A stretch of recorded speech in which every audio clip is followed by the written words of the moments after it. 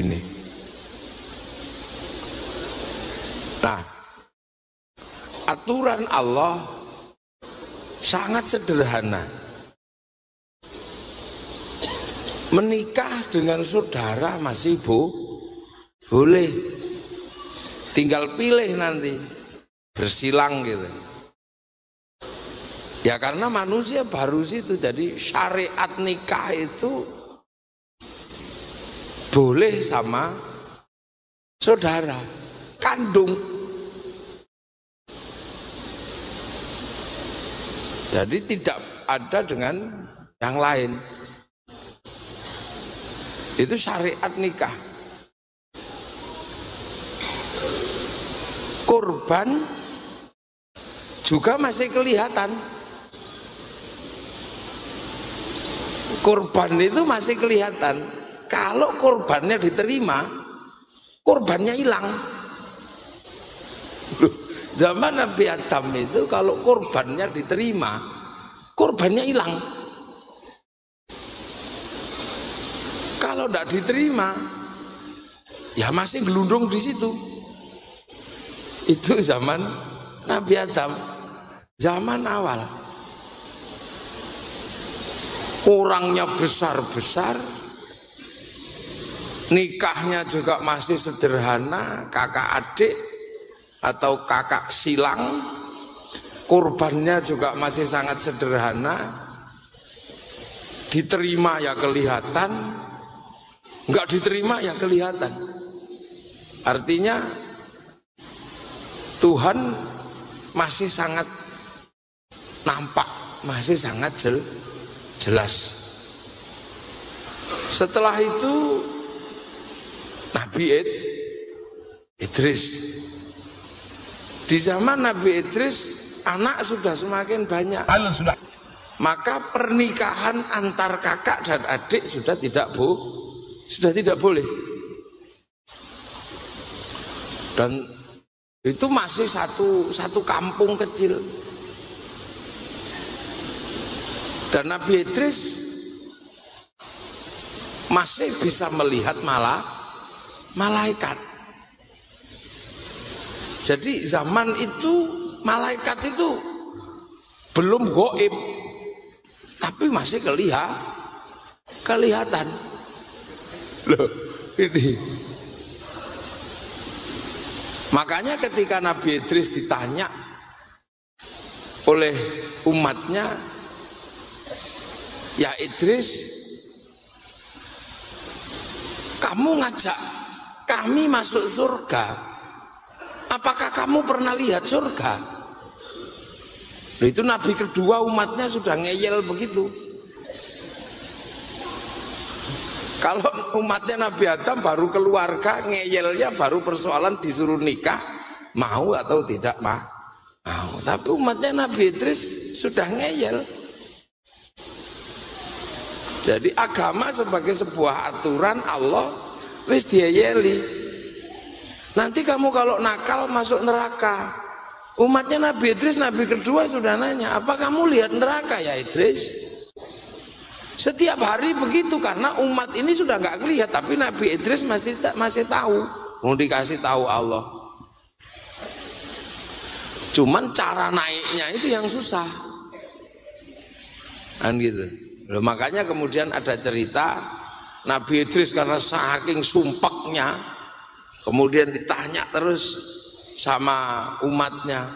Akhirnya Nabi Idris bagaimana cara bisa masuk surga untuk bisa menjelaskan kepada umatnya. Nah, karena Nabi Idris itu masih bisa melihat malaikat, maka kemudian yang paling menarik adalah malaikat matahari. Maka begitu melihat malaikat matahari, Nabi Idris kepikiran, mungkin ini jalanku untuk melihat surga. Masih deket gitu, jadi surga neraka itu masih deket, belum sejauh kita ini. Maka kemudian begitu lihat malaikat matahari, Nabi Idris cuma nyatakan, ya Allah, kasihan itu malaikat matahari, panasnya kayak gitu dia keringetan. Mohon ya Allah, buat matahari lebih dingin agar malaikat matahari tidak kepanasan gembrobios keringetnya kayak gitu. Seketika matahari selep dingin, tidak lagi malaikat matahari ini merasakan panas lah. Malaikat mataharinya kaget, ya Allah kok tumben dingin. Oh iya, didoakan kamu sama nabiku namanya Idris. Di mana ya Allah? Itu di dunia, di bumi itu. Oh kalau gitu boleh nggak ya Allah saya cuti untuk berterima kasih sama Idris? Ya silakan aja sana. Maka turunlah malaikat matahari bertanya kepada Nabi Idris, ya Idris terima kasih kamu telah mendoakan aku sehingga mataharinya tidak panas. Sama-sama. Cuman malaikat matahari nggak ngerti kalau ini memang direkayasa oleh Nabi Idris. Maka Nabi Idris tiba-tiba nanya, ya malaikat matahari, kalau malaikat turun ke begini lah terus nanti nasib mataharinya ya kalau gelundung siapa yang mikul? Oh enggak, masih banyak temanku di sana, wong aku koordinatornya kok. Aku kepala bidangnya. Ya sudah kalau gitu berarti malaikat itu banyak. Oh banyak malaikat itu. Oh berarti kalau ada cerita malaikat yang galak itu ada. Oh ada, itu temanku namanya Israel. Kamu pengen kenalan apa? Iya, kalau boleh saya mau kenalan. Ya enggak apa-apa, wong itu temanku, nanti tak SMS-nya ya dia ya. Maka bertemulah Nabi Idris dengan malaikat Israel. Tapi malaikat Israel takut. Apa kamu? Kamu yang namanya Idris ya? Iya malaikat. Apa kamu? Oh takut ini malaikat Nabi Idris ini. Maka Nabi Idris kemudian dibilangi sama malaikat matahari. Apa malaikat matahari bilang sama malaikat Israel, ya Israel jangan galak-galak, Idris itu temanku. Oh ya sudah kalau gitu, maunya apa dia? Katanya dia pengen merasakan mati biar dia bisa cerita pada umatnya tentang mati. Oh ya sudah suruh tidur, tak cabut nyawanya. Akhirnya tidur, dicabut nyawanya, put gitu, 10 menit dikembalikan lagi. Nah malaikat Nabi Idris nanya, loh ya Israel katanya kalau dicabut nyawanya itu sakit, kok aku nggak kerasa? Ya enggak, wong kamu temennya temenku, aku yang nggak enak.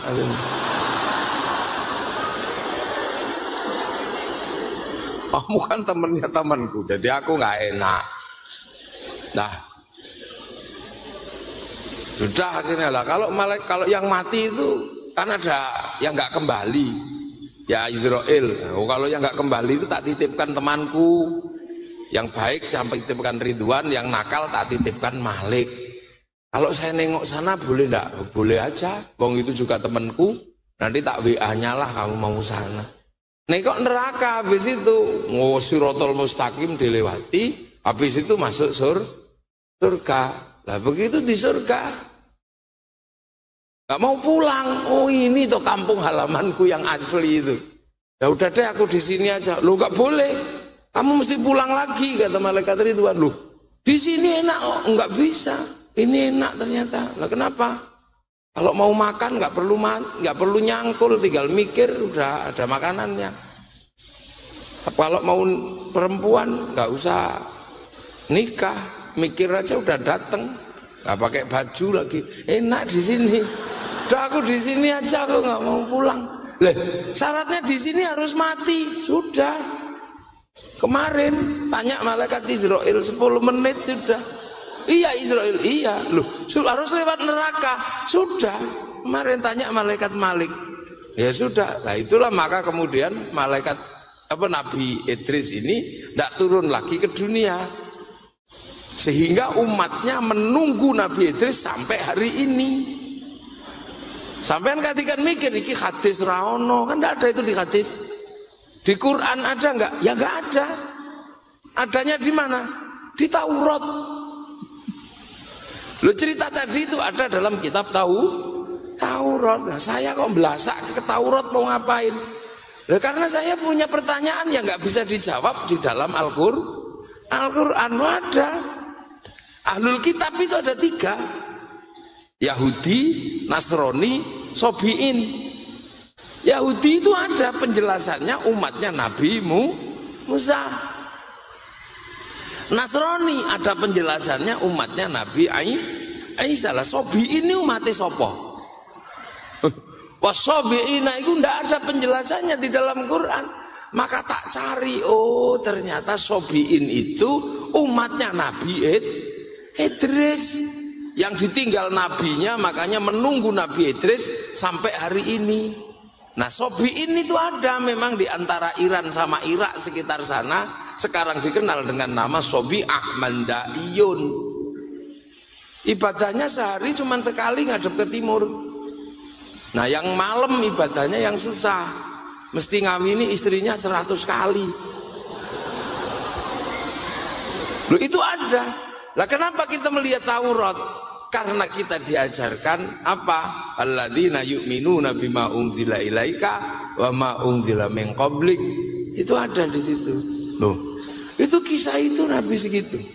Dan seterusnya sampai akhirnya Allah ini kelihatan betul. Umat kalau ngeyel dibantai gitu aja. Allah itu galaknya masih kelihatan. Nekat dikit mati. Umat Nabi Nuh dablek mati. Umat Nabi Ibrahim Namrud ngeyel mati gitu aja. Muta mati aja. Nah, sampai hari ini Allahnya itu belum berubah, masih yang itu. Loh, Allahnya zaman Nabi Adam sampai Allah zaman hari ini juga masih Allah yang itu, belum berubah. Tapi syariat kepada Nabi selalu berubah, padahal Tuhannya masih sama. Loh Allah itu zaman dulu galak, kerasnya luar biasa. Salah dikit sampluk gitu. Umat Nabi Nuh umatnya ngeyel ya, cus lelep. Umatnya Nabi Musa nabdablek mati, kena kecemplung kali, kecemplung sungai. Umatnya Nabi Ibrahim ngeyel ya, kena lamuk sak kerdus mati, malaria. Udah kan Allahnya masih sama, tapi aturannya berubah. Nah ini maknanya apa? Maknanya bahwa Allah ini sudah menyatakan ya ayuhan nas, inna khalaqnakum min dzakarin wa unsa. Ini sebatas sampai pada Nabi Adam sama Nabi Adam dan Siti Hawa. Setelah itu waja'alnakum syu'uban, dibikin berbangsa, bersuku, tapi zaman Nabi Ibrahim baru satu bangsa, baru satu suku, kaumnya ya satu negara. Nabi Musa baru satu negara. Nah zaman Nabi Muhammad itu penyebaran manusia ini kan sudah kemana-mana, sudah berbangsa-bangsa, sudah bersuku, sudah kemana. Makanya ketika manusia ini masih satu bapak, satu ibu, satu keluarga, ya pelajarannya ya sederhana. Nabi Adam diajari nama, ini kambing, ini kucing, ini dinosaurus, segitu. Wa'allama Adamal asma, dia jadi itu.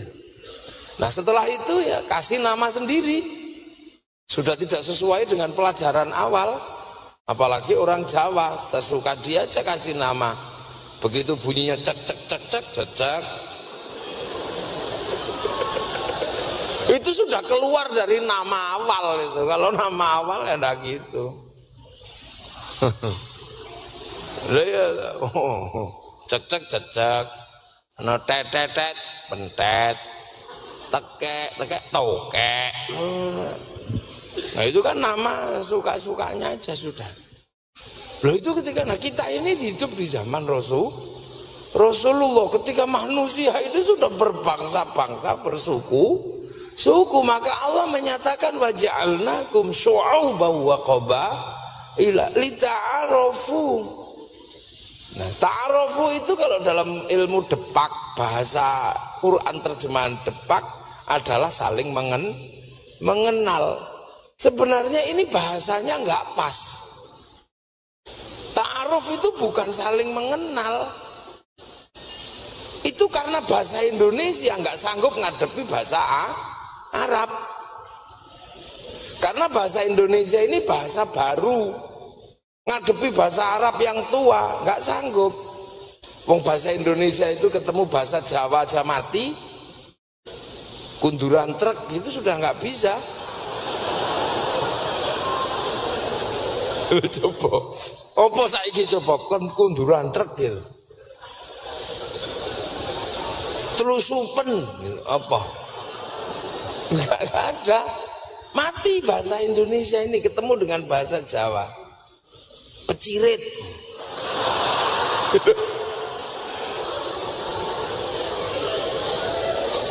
Ya makanya kalau kita ngaji Quran pakai bahasa Indonesia itu susah.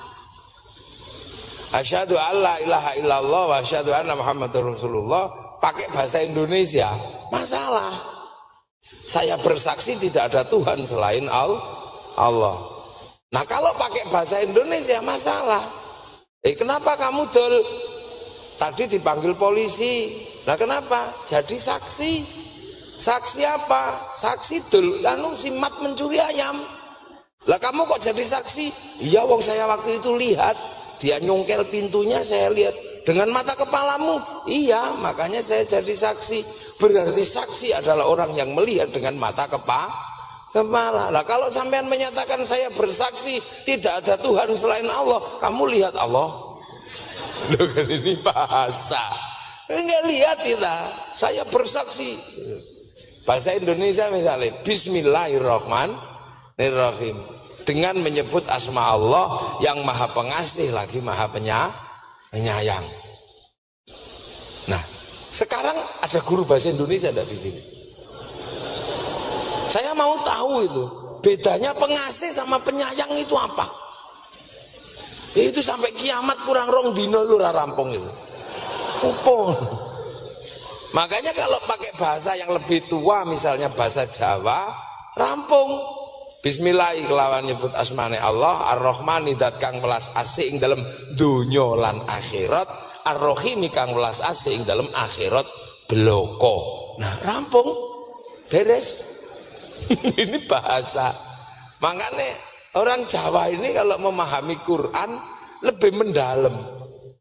Makanya banyak sekali orang keliru memahami Quran ketika menggunakan terjemahan bahasa yang lebih mudah. Maka Islam punya konsep tentang bangsa, waja'alnakum syu'uban wa qabaila, yang sebelumnya nggak dikenal, berbangsa-bangsa, bersuku-suku, nggak saling mengenal. Umat Nabi Ibrahim itu yang mengenalnya ya cuman bangsa Mesir itu dan bangsa Filistin. Sing hidungnya sama, keritingnya sama, warna kulitnya sama, karena rasnya ras Semit. Bahasanya ya mirip-mirip, makanannya ya masih kurma, naiknya ya unta. Makanya orang sana itu ada istilah Arab, ya. Arab ini Quraisy dan sekitarnya. Kemudian agak jauh dikit disebut Arabi, mirip orang Arab. Kita juga nggak bisa bedakan mana yang disebut mirip, itu kita juga nggak ngerti. Kemudian ada yang jauh namanya musta'riba, orang yang suka memirip-miripkan diri dengan orang Arab. Lah baru kemudian kalau India itu disebut Ajam, sampai Persia itu disebut Ajam. Ajamnya aja masih gede-gede begitu, kayak Sahrukan. Nah, itu Ajam. Nah kalau kita ini disebut apa kira-kira? Mustajima. Udah ini makanya. Loh makanya orang-orang ini ketika melihat bangsa yang berbeda, dia suudon. Contoh orang Eropa melihat bangsa yang berbeda karena tidak diajarkan berbangsa-bangsa bersuku-suku, maka mereka menganggap orang di luar Eropa ini turunan monyet. Karena terus berubah jadi kayak begini kan, kecil-kecil gini. Ini turunan monyet. Bukan Arya, bukan bangsa Arya, tapi turunan monyet, evolusi dari munyo. Yang paling serem evolusi munyo itu ada di tanah Jawa, namanya Pithecanthropus erectus, Wajakensis dan Soloensis. Dan kita berbangga mengatakan bahwa inilah manusia tertua di dunia. Lah kalau kita yakini itu berarti sampean turunanmu munyo. Itu makanya ketika Belanda datang ke sini, dia dengan penuh kebencian melihat turunanmu munyo, malah ditembaki, suka-suka diajak. Christopher Columbus ketika sampai di Tanjung Harapan, masuk ke tanah Afrika, itu begitu lihat orang Afrika dengan kulit hitam, ya Allah, ini neraka ini katanya.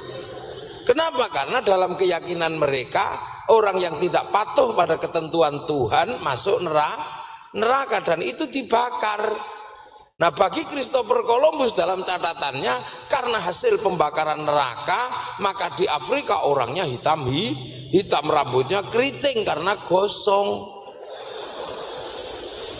Loh, inilah makanya ini yang namanya mereka tidak pernah diajarkan tentang bangsa.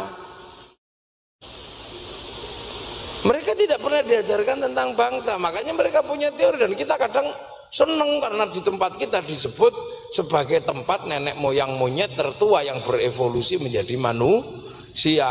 Lah kalau kita yakin itu dan percaya dengan teori itu, sampean turunan munyo udah. Ini. Nah, itu adalah perdebatan awal tentang manusia yang berbangsa-bangsa, yang bersuku-suku, ketika dunia sudah mulai bergerak untuk mampu melihat ke tempat yang berbeda. Tapi Islam semenjak belum ketemu bangsa yang berbeda, sudah diajarkan bahwa manusia itu berbeda bangsa dan berbeda suku. Makanya umat Islam kemana-mana tidak pernah membedakan manusia, lah itu bedanya. Ketika kaum muslimin kemana ya nggak membedakan. Oh, sudah ada patokannya di dalam Quran bahwa memang manusia itu berbeda bangsa, berbeda suku. Dan itu sudah dinyatakan di dalam Quran sebelum semua orang ketemu suku. Lah kalau sekarang kan semua orang tahu. Zaman segitu belum, Nabi itu dapat informasi dari mana? Wong orang Mekah belum keluar, masih di seputaran Mekah kok tahu kalau manusia itu berbangsa-bangsa, bersuku lah. Kalau sekarang ya tanpa diajari manusia tahu. Wong ada handphone, ada internet, sampean tinggal klik aja cari suku paling aneh ada semua di situ. Potong suku Urdu keluar. Tuh sekarang yang ribut ini Uighur, Xinjiang keluar. Sekarang kita ini sudah enak sekali cari bangsa bersuku-suku bagi masyarakat milenial kayak kita ini. Orang milenial nggak susah. Kalau orang sebelum milenial, zaman mudanya Pak Bupati, mudanya Pak Wakil Bupati ini masih orang susah. Belum milenial, kalau sampean kan sudah milenial. Zamannya Pak Bupati muda, televisi satu dilihat orang sekampung. Ini loh, sampean nggak ngalami. Kemudian kalau akinya habis, menciut ngik gitu. Itu 30 tahun yang lalu sebelumnya. Dengar sandiwara sahur sepo itu kayak bayangkan orang terbang. Padahal sambil baca ngetok-ngetok kudanya itu, rorok itu lari. Dengar mak lampir, ngono masih takut karena gelap kira-kiranya. Ya itu 30 tahun yang lalu. Mau nonton hewan-hewan Afrika nunggu Flora dan Fauna TVRI. Mau melihat berita nunggu korannya Pak Lurah. Seminggu berikutnya baru dikeluarkan dari kantor lurah, baru tahu berita. Nah sekarang sampean nggak perlu lagi diajarkan manusia berbeda suku, sampai tinggal ngeklik handphone ini tok, senjatanya cuman ini. Ini dunia sekarang ada di sini. Ini orang milenial. Ketik aja di sini, tengu India keluar. Ini ketemu India keluar. Kinjeng kawin metu. Kalau mau agak sedikit serem ya bokong India, lu keluar itu. Ini manusia zaman kita, jadi keluar bedanya. Ini beda-bedanya keluar.